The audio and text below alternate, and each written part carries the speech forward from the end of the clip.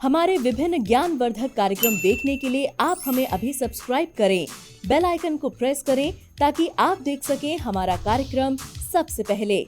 और अधिक जानकारी के लिए फेसबुक पेज को लाइक करना न भूलें। जय माँ इंद्राक्षी। इंद्राक्षी धाम में दर्शकों आप सभी का हम हार्दिक स्वागत करते हैं। आइए इस विशेष अंक में हम बात करते हैं सूर्य के मकर राशि में परिवर्तन के बारे में और साथ ही मकर संक्रांति के बारे में। दो चीज़ें सूर्य के राशि परिवर्तन होने से हो रही हैं और ये बहुत पावन और विशेष मौका है हमें सूर्य देव को प्रसन्न करने का और अपने जीवन को आनंदित करने का। 14 तारीख से 14 जनवरी को मध्याह्न के समय के आसपास सूर्य राशि परिवर्तन कर जाएंगे।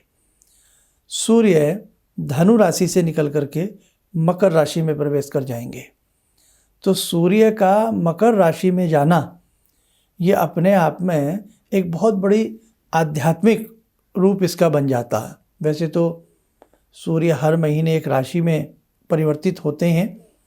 12 महीने में सूर्य 12 राशि तय करते हैं, लेकिन जब सूर्य मकर राशि में जाते हैं तो वो संक्रांति एक बहुत बड़ी संक्रांति कहलाती है, एक बहुत बड़ा दिन कहलाता है। क्यों कहलाता है ये भी समझ लें।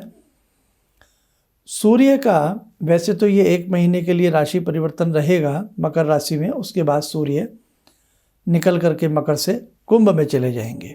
लेकिन सूर्य वर्ष में 2 अयन में रहते हैं, एक दक्षिणायन और एक उत्तरायण। उत्तरायण जो होता है वो देवताओं का दिन माना जाता है। देवताओं की कुछ लोग इसको भोर काल भी मानते हैं। 6 महीने का समय होता है। एक अयन 6 माह का होता है। 6 महीने उत्तरायण सूर्य रहते हैं और 6 महीने दक्षिणायन रहते हैं। तो मकर संक्रांति से सूर्य उत्तरायण में चले जाते हैं। इस स्थिति में अनेक प्रांतों में नाना भांति के मेले लगते हैं, नाना भांति की पूजाएं होती हैं, है ना। जैसे पोंगल का पर्व मकर संक्रांति के रूप में ही मनाया जाता है ना। बिहू का पर्व मनाया जाता है। राजस्थान में अपने हिसाब से ये विशेष प्रकार का दान वगैरह चलता है। महाराष्ट्र में विशेष प्रकार से चलता है। उत्तर प्रदेश में जैसे खिचड़ी का प्रचलन है, खिचड़ी बनाई जाती है, बाटी भी जाती है और साथ में क्या कहते हैं उसको, तिल से बने पदार्थ बांटे जाते हैं। क्योंकि सूर्य को ऐसा माना जाता है मकर संक्रांति से तिल करके सूर्य बढ़ना प्रारंभ हो जाते हैं, इसलिए तिल का दान भी इसमें बहुत विशेष महत्व रखता है। अब आइए थोड़ी सी हम ज्योतिष की बातें करते हैं। सबसे बड़ी बात तो एक ध्यान रखें हमारे सभी साधक कि सूर्य का मकर राशि में जाना, उत्तरायण में प्रवेश करना, ये एक महत्वपूर्ण संधि है। इस संधि में आप जितनी साधना उपासना करेंगे उतना ही आपकी जन्म पत्रिका के बादशाह यानी कि सूर्य राजा होते हैं आपसे प्रसन्न होंगे। और यदि राजा प्रसन्न हो जाए तो जनता खुशहाल हो जाती है, नौनिहाल हो जाती है।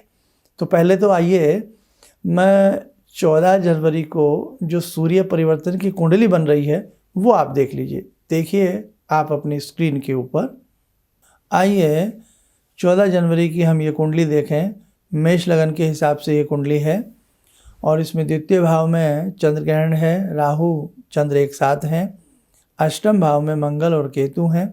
नवम भाव में शुक्र हैं। 10वें भाव में शनि सूर्य बुध हैं। 11 भाव में बृहस्पति हैं। मेष लगन के हिसाब से लगन बदलता रहेगा, ग्रहों की स्थिति भी उसी हिसाब से मानी जाएगी। कहने का भाव कि एक तो चंद्र ग्रहण व्याप्त है ना, उधर से सूर्य शनि के साथ हैं। लेकिन मकर संक्रांति का पर्व है, बड़े बड़े मेलों का आयोजन होता है। गंगा सागर में, बंगाल में गंगा सागर में एक बहुत बड़ा मेले का आयोजन होता है। इलाहाबाद के घाट पर भी विशेष प्रकार की पूजाएं, साधनाएं, स्नान, दान, यज्ञ आदि का कर्म समापन होता है। तो बहुत मामूली समय नहीं है, ये एक बहुत बड़ा समय आता है आज के दिन का। इसलिए ध्यान रखें मकर संक्रांति के दिन हम अपने हिसाब से अपनी दैनिक साधना के साथ साथ हम सूर्य भगवान की साधना जरूर करें और सूर्य का दान जरूर करें। आपकी कोई भी राशि हो, चाहे मेष राशि है चाहे मेष लगन है, चाहे वृषभ राशि है, वृषभ लगन है, यानी कि मेष राशि से लेकर के मीन राशि के जातक और मेष लगन से लेकर के मीन लगन तक के जातक सूर्य भगवान को प्रसन्न करने का जरूर प्रयास करें 14 जनवरी को। और यदि आप हमारा ये कार्यक्रम 14 जनवरी को ही देख रहे हैं तो प्रयास करें जो भी इसमें से कुछ सुन करके आपसे हो सके आप जरूर करिएगा।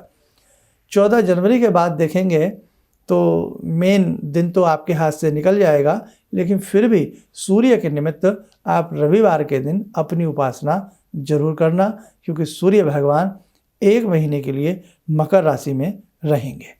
अब देखो हमें करना क्या है। फर्स्ट ऑफ ऑल 14 जनवरी की सुबह जल्दी उठें, सूर्य उदय होने से पहले उठने का प्रयास करें। स्नान आदि कर करके सबसे पहले जब सूर्य आकाश में दिमदमाए चमचमाए 5 बार उन्हें प्रणाम करें। ओम सूर्याय नमः, ओम सूर्याय नमः 5 बार प्रणाम करें।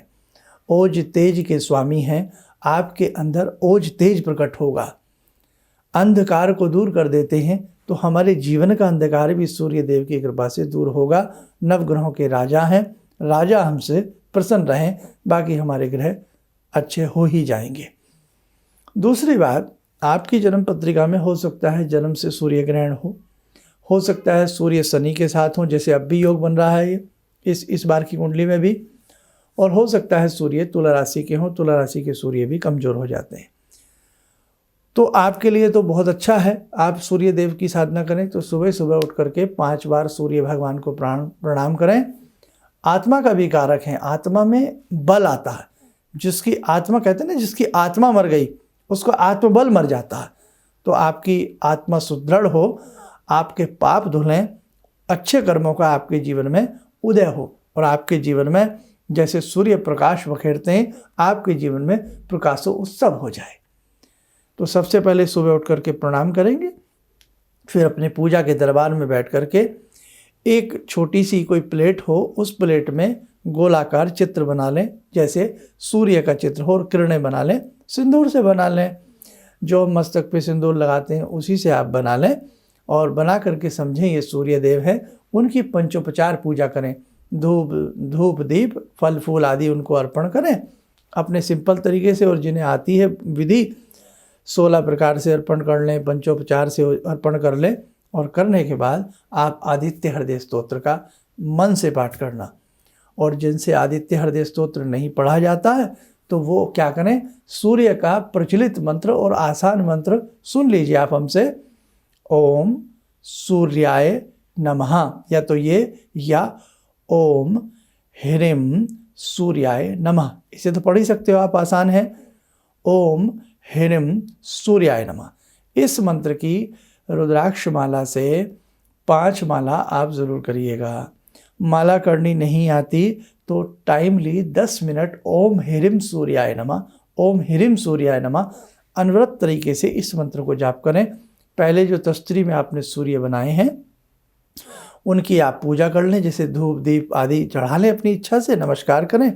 लाल फूल जरूर चढ़ाएं, अगर संभव हो पहले दिन लेके आ जाएं, और लाल फल हो तो वो भी चढ़ा दें, गुड़ चढ़ा दें मिष्ठान के रूप में थोड़ा सा, और पूजा करके धूप दीप दे करके ओम ह्रीं सूर्याय नमः मंत्र की 5 माला कर लें। संभव हो आदित्य हृदय स्तोत्र पढ़ लें, सूर्याष्टक पढ़ लें, बस इतना आप कर लेना। अब दान के लिए गुड़, गेहूँ, काली दाल जो होती है उड़द की दाल दली हुई, और चावल, और रेवड़ी जो होती है तिल वाली, तिल का लड्डू या रेवड़ी, और कोई गर्म वस्त्र, चाहे टोपी हो, मफरल हो, रुमाल हो, कोई भी ऐसी चीज़ हो। अगर कोई गर्म कपड़ा हो सके तो अच्छी बात है, नहीं तो तिल से बना कोई भी पदार्थ, मिष्ठान हो, खिचड़ी हो, यानी कि बिना बनाई हुई कच्ची जो होती है, चावल हो, दाल हो, रेवड़ी हो या लड्डू हो, और साथ में गेहूं और गुड़, ये सारा सामान अपने पास रख लें। और फिर उस सामान को भी ऐसे नमस्कार कर लें, यानी कि आपने सूर्य देव के निमित्त ये दान निकाला है। अब एक लोटे में थोड़ा मिष्ठान गुड़ मिला लें या शक्कर मिला लें, और उसमें थोड़ा तिल डाल लें, सिंदूर मिला लें, रोली मिला लें थोड़ी सी, और उस लाल फूल की उसमें पंखड़ियाँ डाल लें। अब अपनी जो बाकी की पूजा करनी है वो भी आप कर सकते हैं।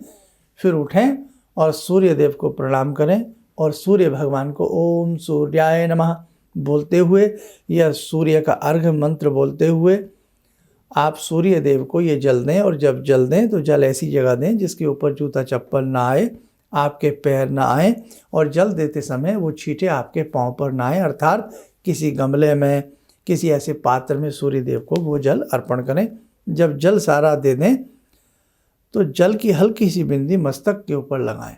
बस इतना आप कर लें तो ये, और जो आपने फिर जो दान निकाला है वो किसी भी मंदिर में जाकर ब्राह्मण को वो आप दे सकते हैं। गरीब लोगों में मकर संक्रांति के दिन आप खिचड़ी बनाकर भी बांट सकते हैं, तिल की मिठाई बांट सकते हैं, गरम कपड़े बांट सकते हैं, और जो आपने गेहूं और गुड़ निकाला है वो जा कर के गेहूं जो है पक्षियों को खिला दें और गुड़ जो है वो थोड़ा थोड़ा गौशाला में या गाय को खिला दें। तो आप ये माने सूर्य के राशि परिवर्तन का प्रभाव आपकी राशि के ऊपर, आपके जीवन के ऊपर, आपके लग्न के ऊपर शुभता में आएगा। और दूसरी बात, जो मकर संक्रांति का माहात्म्य है वो भी आपका पूर्ण माना जाएगा। मकर संक्रांति का बहुत बड़ा पर्व ये होता है पूरे देश में, क्या अब तो विश्व में भारत के लोग रहते हैं, जहाँ जहाँ हमारे भारत के लोग रहते हैं सब बहुत अच्छे से उसको मनाते हैं। आसाम में पीहू के नाम से बहुत अच्छा सा ये मनाया जाता है, और तमिलनाडु में पोंगल के नाम से आज का ये पर्व बहुत अच्छा मनाया जाता है। राजस्थान में महिलाएं 14 लड्डू, है ना, मकर संक्रांति के नाम से 14 लड्डू बायना अपनी सास को देती हैं। महाराष्ट्र में भी सौभाग्यवती जो महिलाएं होती हैं वो नमक, कपास और इस प्रकार की कुछ चीज़ें और द्रव्य लेकर के वो भी अब अपने बुज़ुर्गों को, बड़ों को, सासू माँ को पैर छू करके देती हैं। तो हमें भी अपने बुज़ुर्गों के प्रति सम्मान की भावना रखनी चाहिए। हमारे 30 त्योहारों में ये सारी बातें इसीलिए बताई गई हैं। तो बहुत बड़ा पर्व है, इसे अच्छे से मनाने का आप प्रयास करना। और सूर्य उत्तरायण में जा रहे हैं, जब सूर्य उत्तरायण में पदार्पण करते हैं तो बहुत ही शुभ समय आता है। और एक चीज़ आपको और बता दें, जब सूर्य एक राशि से निकल करके दूसरी राशि में प्रवेश करते हैं तो उसको संक्रमण काल कहते हैं, अर्थात संक्रांति कहा जाता है उसे। इसीलिए अब ये मकर संक्रांति है, अगले वाली जो संक्रांति आएगी सूर्य मकर से निकल करके किस में जाएंगे, फिर जाएंगे कुंभ में, वो कुंभ संक्रांति कहलाएगी। लेकिन 6 माह के लिए जो सूर्य उत्तरायण होते हैं, इसलिए ये बेला, ये घड़ी अत्यधिक शुभ मानी जाती है। तो मुझे लगता है मैंने सारी बातें आपको बता दी है। और हाँ, आपने जो प्लेट में सूर्य बनाया अब उनका क्या करेंगे आप, उनके लिए एक काम करना, अभी उनको शाम तक ऐसे ही रखे रहने देना, दोपहर तक। दोपहर सूर्य छिपने से पहले पहले थोड़ा शुद्ध जल ले लेना और उनको ऐसे वो अपने आप मिट ही जाएंगे वो तो वहाँ से, और उसे किसी गमला वगैरह में उनको वो जल डाल देना। बाकी वो प्लेट आप अपने काम में ले सकते हैं। उसमें जो फूल चावल आपने पूजन किया है, जो चढ़ाए हैं, वो भी किसी गमले में आप तुलसी आदि के गमले में उनको छोड़ सकते हैं। कहने का भाव, 2 पर्व आपके इसमें आ गए, मकर संक्रांति भी आ गई, उसका भी आपको उपाय हो गया है, यही सब जो मैंने बताया है, और सूर्य के राशि परिवर्तन का भी हो गया। अब जो साधक 14 जनवरी के बाद हमारी ये वीडियो देखेंगे, अब सूर्य तो राशि परिवर्तन 1 महीने के लिए कर गए हैं, तो हमने जो इसमें पूजा बताई है कि आप ऐसे सूर्य की पूजा कर लेना, तो वो कोई से भी 2 रविवार आप लोग कर लेना। यानी कि प्लेट में सूर्य भगवान का चित्र बनाना, गोला बनाना, किरणें बना लेना। इन्हें सविता भी कहते हैं, इसलिए सविता नाम की महाशक्ति भी सूर्य देव की उपासना से आपसे प्रसन्न होती है। सविता भगवती दुर्गा का भी एक नाम है ना। तो सूर्य देवता को सविता कहते हैं, तो सविता की भी कृपा मिलती है और सविता महाशक्ति की भी कृपा मिलती है।